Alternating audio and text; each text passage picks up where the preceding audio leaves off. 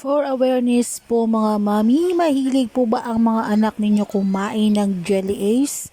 Pues panoorin nyo po ang video na ito dahil sa video na ito mapapanood ninyo kung paano ninyo malalaman kung fake ba o plastic ang kinakain na Jelly Ace ng inyong mga anak.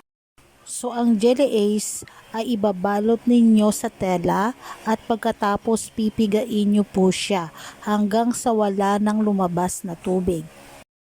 Dito malalaman ninyo kung ang pinapakain nyo bang jelly sa inyong mga anak ay safe o hindi. Nakakabahala ito mga mamshi dahil maaaring makaapekto ito sa kalusugan ng inyong mga anak and worse baka maospital o may mapahamak sila. So ayan po mga mashis, makikita ninyo may plastic na nakahalo sa Jelly Ace. Parang Rabi rice po siya mga mamshi, Rabi rice na plastic at hindi po ito natutunaw mga mamshi.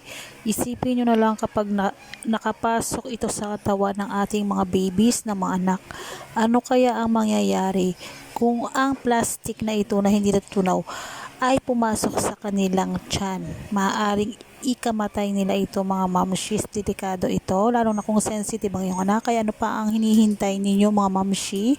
Kung may mga Jelly Ace kayo dyan, pakitapon na muna mga mamshi para sa kapakanan ng inyong mga babies. Mas mabuti pang bumili na lang kayo ng mga biscuits, okay, para safe.